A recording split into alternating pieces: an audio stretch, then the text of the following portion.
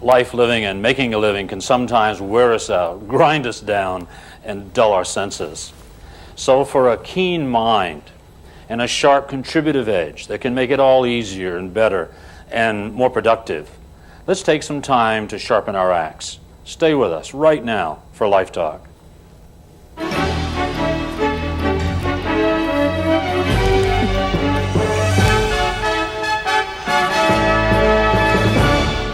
Oh, hi. You've either surfed to or purposely selected Life Talk. It's a series of television essays about life living, making a living, and sometimes loving. And this past week, we had a delightful guest, Dr. Nina Krebs, doctor of psychology, I understand. And we were talking about a marvelous book that she completed and is now being promoted across the country called Edgewalkers. Now, typically we don't invite authors in, but some time ago, Stephen Mills, who some of you are familiar with, called me and said this would be a good subject for the show. And as I talk, I began to see more and more how that's probably absolutely true. We had a delightful week last week, and so we said, Dr. Nina, Dr. Krebs, actually, I understand. Come on back and let's spend some more time talking about some of these things. So if you would, welcome Dr. Nina Krebs. I'm glad to be here. Okay. We were wrapping up last week, and I said that they really couldn't tell if all they had to work with was a brain, whether that was a black or a red or a brown or a yellow brain or even a man or woman at first glance, or whether they were tall or short or thin or fat or whatever. But I had a pathologist tell me that indeed they could tell the difference between ignorance and intellect, whether or not this person had been, ignorant, uneducated, incurious, or an intellect. And I said, well, how in the world is that? And he said, well, there's some evidence that synapses, now a synapse, of course, is what develops after when a dendrite connects with another dendrite in the brain, and there's depth to that. And he said that, for example, Einstein's brain was really heavy, very, very thick. And so they began to look for that, and indeed they could tell. And the same thing would be true, being able to tell somewhat between someone who'd been industrious and indolent, lazy, sort of a good for nothing. Which brings me to a point that some of this prejudice that we experience, this posturing that we do, may be more about socioeconomics than it is color in the new world. In other words, I think more and more people are getting more and more comfortable with color differences, and yet we still have difficulty with the mannerism that would reflect a socioeconomic condition that might be threatening. And for example, if a well-groomed, articulate black man comes into my life, I'm comfortable. But if a swaggering, street-talking guy who looked like he might be on drugs comes into my life, I'm uncomfortable. And that could be easily construed by an unthinking mind as prejudice against blacks. That's right. And it's not. It's a socioeconomic right, thing. It is. I just talked with a man in Detroit, an African-American man, who says that when he gets on an elevator, if the other person in the elevator is a white woman, she is the most likely thing she is to do is grab her purse. And that's regardless of the fact that he's well dressed and carries a briefcase. Right. So the economic class thing crosses over and is part of racism. I remember, now by the way, so catch up any new viewers that we might have, you wrote a book called Edgewalking, or Edgewalkers. And I understand this was a vision that you had, that you were inspired to wonder about this and concluded that what this was about was people who make these transitions, who live on both sides of the fence, so to speak. And that's called edgewalking, where they're comfortable either way. Right, they stay connected with their own microculture, whatever that is, whether it's spirituality or ethnicity, sexual orientation, whatever their microculture, and they also deal effectively with the mainstream. Okay. Now, we mentioned splitting last week, and I was, it seems to me, there was a friend of mine, Al Banks in Dallas, Texas, who was a boxer, and we promoted professional boxing, and there's more to be said about that. In fact, I'm going to do some shows on boxing one of these days. But anyway, he joined our company and really matured socioeconomically. I mean, he cleaned up his language. He was really quite articulate, very successful salesperson, became a manager with us, groomed himself differently. I mean, he became part of the mainstream. Yeah, definitely. And an occasion came up where he had to leave the city. He went to Chicago. I think his mother died, and he went to be with his dad or whatever.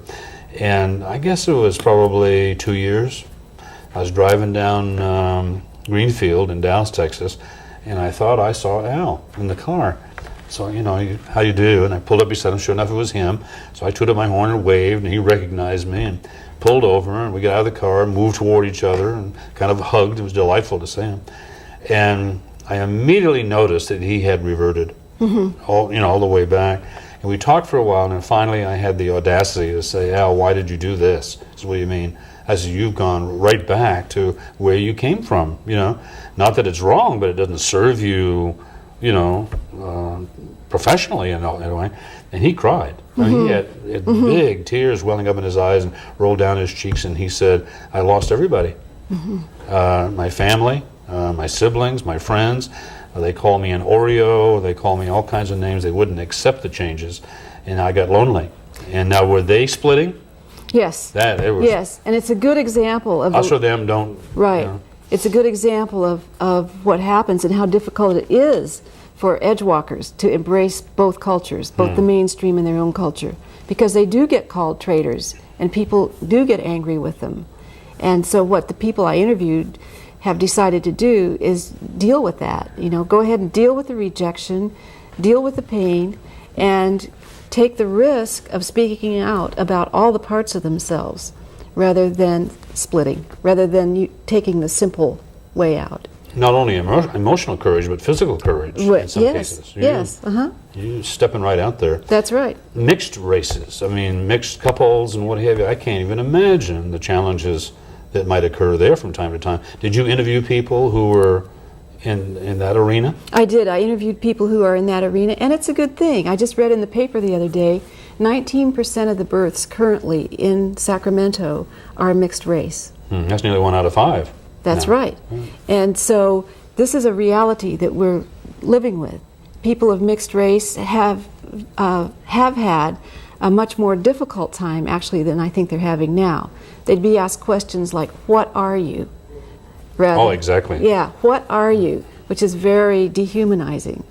I interviewed some young men from Davis who are of mixed race, and they call themselves fitties. Fitties? Fitties. F-I-T-T. Why? Why?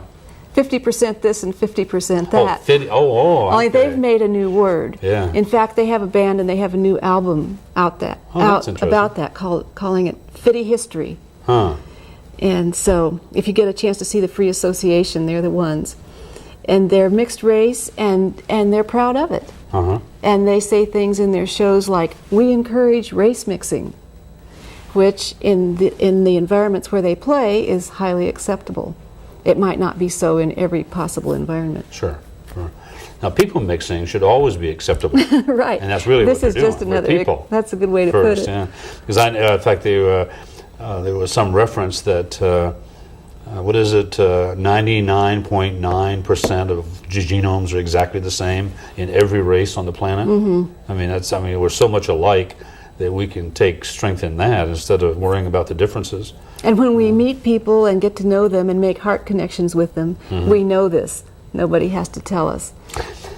Well, one of the things I talk about sometimes in connection with this is I invite people to be mind conscious with me, to celebrate minds, to get through the protoplasm, to get through the male-female, to get through the, the black-white, and to celebrate the capacity of the mind.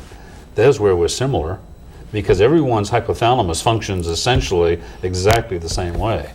You know what I mean? In other words, it's a reptilian in nature, and it'll fight, flee, and freeze. And if we know that's what's happening, we can manage and regulate it a little bit. Right. We have choices about that. Yeah, it's always the same. Edgewalking. There's probably edgewalkers out here that don't know they're edgewalkers because you coined the word. That's right. What are some of them that you can think of? Well, some people that others know or refer to, think about, are people like Tiger Woods, who the first year, even before he played the U.S. Open, he coined the term Caucasian to describe himself because he's not just African American, he's also Asian and Caucasian. And he made a point of letting the press know that. And in fact, some African Americans were put off by that because they wanted to own him. And understandably, at this point, but Tiger Woods is a good example. Oprah Winfrey is a great example. She's a woman who communicates using what might be a stereotyped African American woman style, and she's very effective and successful in the mainstream. Robbie Robertson, who developed or put together the band back in hippie days, is part Native American, and he's currently doing music that's Native American and rock and roll. Has some very successful albums out. Which cultures in your research seem to have the biggest leaps to manage? In other words, for example, is the American Indian have a bigger step in order to edgewalk properly than a black person might be, or Asian, or whatever? Did you get any sense of that at all? I don't really have a sense of that. I think it's difficult for everybody. My sense is that the more different the culture is, then the more difficult the capacity, or the more complicated it would be to try to integrate. Would the religious influence have a greater bearing than just color? No, but it would have as great a bearing, or so would sexual orientation, because we tend to be afraid of people who are different from us and therefore reject them. So anybody who appears to be different. Of course, in the sexual thing, people can cling to the word choice. You know, they chose to be gay. As long as they can keep that word, then they don't have to edgewalk. They can keep them distance. But if they accept orientation, now you got to start thinking. That's why I use the word. Yeah. That's why now I use the word. Now you got to start thinking. That's right, and that I think may be the most. That may be the most threatening of all. I would think. Because that relates to all of us. Yeah. Because frankly, I mean, you know, the old cliche, some of my best friends are gays or whatever, but in truth, I know some noble people. And I'm still reaching. I'm still stretching. There are some things I still feel uncomfortable with. And I know that, and I'm working at it. Don't know that I'll close the gap. You may not, and I think that what you're talking about is the most important part, is to know that you're uncomfortable and try to tolerate your discomfort and still connect with the people. Years ago, I decided that if a person could say they were prejudiced, and that'd be okay. But to say that you're not prejudiced, those people are just different, is really wrong. Right. I mean, that's where the denial is. Yeah. I mean, just that's the way it is. That's terrible. More well-known edgewalkers. Okay. How about Amy Tan? She wrote the Joy Luck Club. Oh, okay. Wrote and produced the movie. That's all about her Asian roots, and yet being published and being a bestseller and doing a movie is very mainstream. And she negotiates that edge beautifully. Let's see, who else? Sherman Alexie did Smoke Signals. He's a Native American guy. He wrote the book and wrote and produced the movie. And that is another artist. Would Colin Powell be one? Pardon me? Would Colin Powell be an Colin edgewalker? Powell is an edgewalker. Or do you think is there a point of where they just moved over? I don't know. I don't know how much Colin Powell identifies with and claims his African American roots, but I believe that he does. I think he does too. And has been very supportive of African American people. Loretta Sanchez is a good example. She's a congresswoman from Southern California, and stays very connected with her Hispanic roots, and yet is an effective politician.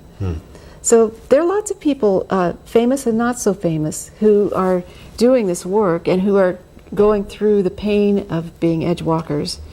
And are you optimistic about the probable harmony and acceptance of each other's races and cultural backgrounds in the future? Or do you think we still go through a trying period? Well, I think it's a long process. But I think, for instance, here in Northern California, this is one of the places where there's more acceptance than many places. I think we're doing a decent job here. And I am optimistic about it. As I interviewed these people, I became even more optimistic about it. Yeah, I'm optimistic about the probability. I think the more that people understand about who they are and how their mind works is a major, major step. Because if you don't know what's going on in your mind and heart, how can you be a good edge walker? Well, also there are some very practical things happening. Now in California, unless you deal with the Hispanic population, there's no way you can be successful in politics or business. So it gets down to the level of dealing with power and with money. And businesses now are very much integrated dealing with diversity. And so you're likely to be working next to someone who's very different from you. And if you want to be effective as part of your work team, it's important to learn about that person. Now, Edgewalkers was your most recent book, and then prior to that, if I may I touch your book here? Yep. Changing Woman, Changing Work. That's quite a tome. It's quite a tome. That one took me 10 years to write, actually. You're serious. Yeah. But part of that was that I was learning to write. I like the cover. Thank you. you. Good job. Thank now, you. did you self-publish or did you get published? That was published by McMurray and Beck in Colorado. Now, when you say, people say, well, it took me 10 years to write the book. I mean, it didn't take 40 hours a week, 10 years. No, it didn't take 40 hours a week. Okay. What would you I was think? also doing a full-time career. Okay, so it was like you'd work on this evenings and weekends, intermittently. Right. Well, I'd work just on took it 10 years. early mornings and weekends. Yeah. Oh, really? Yeah. I had a friend of mine wrote his book early in the morning. Right. Maybe that's what I need to do. Because I've got a book I got about 20, 30,000. Well, you don't have about 20, 30,000 words written. You got 20 or 30. I think it's about 20, 20,000. How many words in here?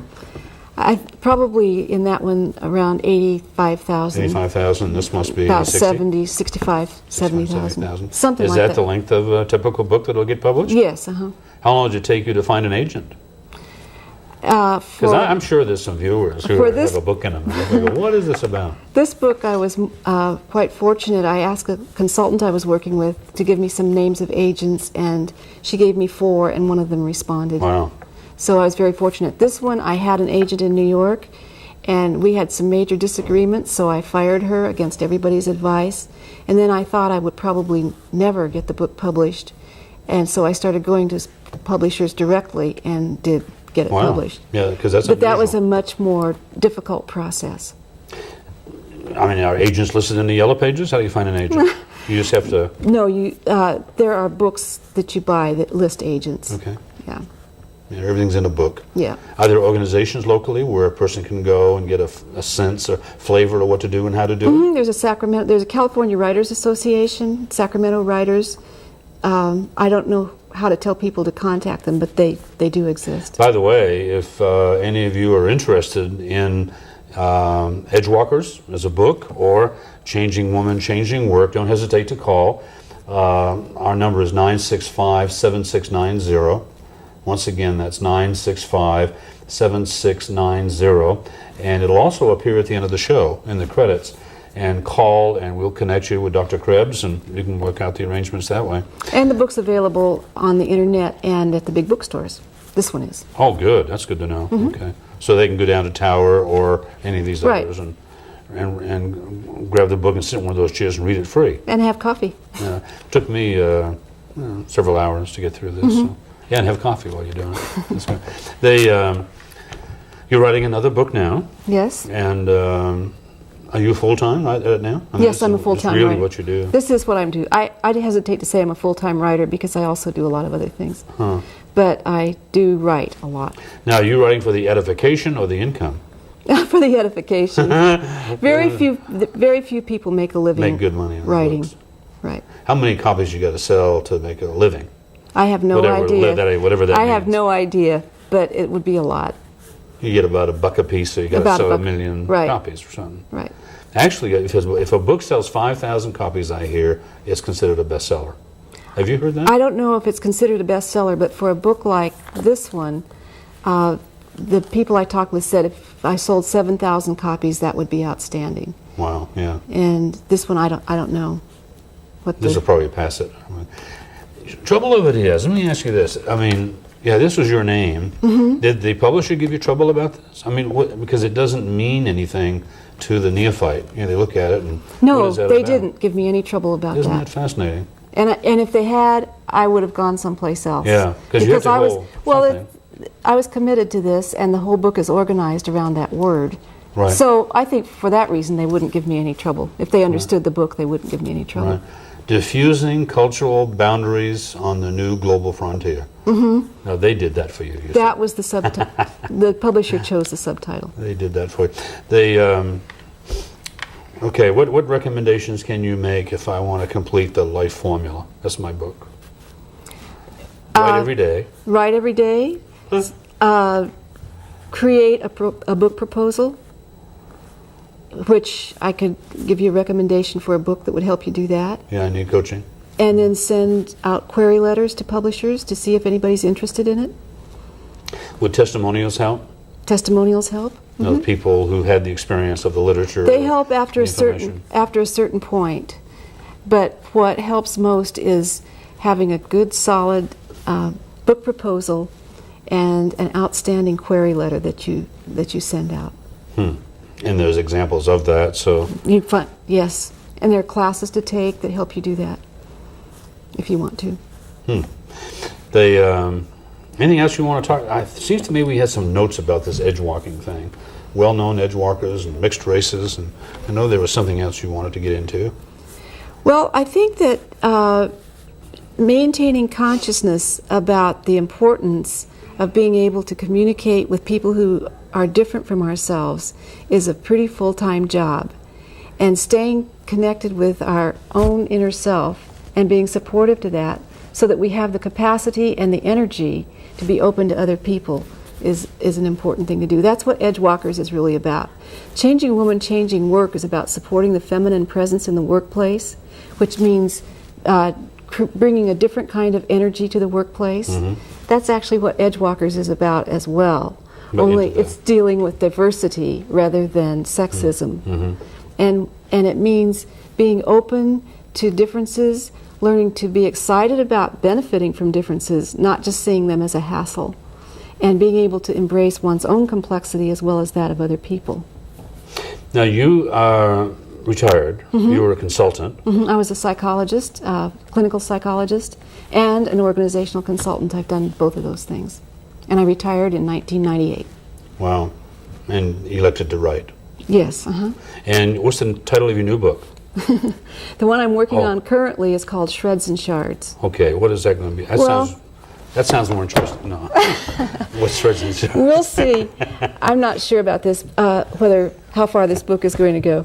Anyway, it's about looking at one's life in three different levels. Looking at the unconscious through dreams, taking a look at one's life stories, and then writing essays connected with contemporary life on the same subject.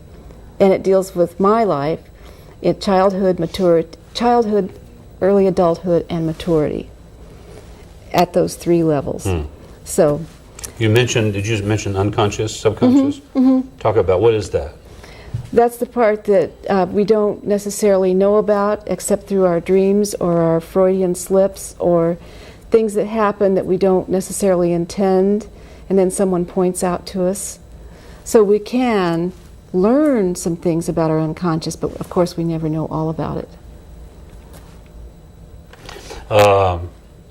Do you communicate about the trichotomy of the mind, and what does that mean to you? I don't know I'm not familiar with that term. Yeah. It's becoming more and more apparent that every mind is trichotomous in its nature. You know, there's three messages going on in there. There's the subconscious, which is a survival posture all the time. It's always in survival. And the subconscious is a survival state is an accumulation of all of its life experiences and perceptions up to this point. Okay, and then your cognitive mind or conscious mind that evaluates and sees and feels, and then your conscience, which is quite unique. Fascinating about Darwin, he recognized conscience in all mammals. And therefore thought there had to be a cause for all of this. So he was not an atheist like a lot of people say. He was a deist, if anything. He believed there was a creator, a God, that created all this and gave it orderliness, which I find fascinating. But it was because of conscience, the fact that we have one. Of course, it can be developed more in the human, but it exists in all mammals. That model would actually fit my book quite nicely. Yeah. One thing we make a big point out is that the subconscious essentially the subconscious mind is not connected to the outside world. It can't see or hear or feel or smell or taste, totally dependent upon the conscious mind for its perceptions. And that being the case is a real source of difficulty. This is an edgewalking issue. See, the subconscious gets in the way Absolutely. of embracing because it's by nature Defensive. defensive and fearful. So that's a major step. Right. So the conscious mind and the conscience can override that and make edgewalking possible. Exactly. Yeah. And so the more conscious we become as a society, the better we'll get at this kind of thing. That's my hope, and we have more tools as we progress in psychology and in our work in understanding organizations. We have a lot more tools to work with than we did even 20 years ago. Oh, not quite. I know there's some parenting going on that I see far superior to anything that was around a generation ago. Really, it's some wonderful work being done. And I see the products of good parenting in children who are now entering college, who are so powerful and effective in what they can do that it's just amazing to me. For example, go ahead. They step right up and speak to groups, they problem solve, they do conflict management with each other, they do things that I hadn't even heard of at that age. Right. Yeah. Oh, it's fascinating. It's obvious, too, that even at younger ages, kids are much more aware, I guess, through television and computers and what have you, than we ever were. My goodness. Right. Some things I never even heard of until I was 18, and they're talking about it comfortably at 6. Right. Yeah. In regard to this book, many young people find racism as a strange concept because they've grown up with children of different races and different microcultures. They think nothing of it. So things are changing in a positive direction in some places. I think we can be hopeful about it. Well, I'm excited, and I've enjoyed this. You, when you finish your next book, will you come? I'll be glad Talk to. to us? I'll be glad to. This is Life Talk. We talk about life, living, making a living, loving, and what have you. Certainly this was applicable, and I'm glad for Stephen Mills' recommendation. And once again, if you want any one of these books, or perhaps to connect with you in some way with information, call us at 965-7690. Phone number will be also displayed in the credits at the end of the show. And meanwhile, I really appreciate you, and thank you for coming and visiting with us, and we'll look forward to seeing you next week. Not the same time. You got to come a half hour earlier. You know, they say same time next week. Oh, right. You tune in as the show's ending again. So it's over. Thank you.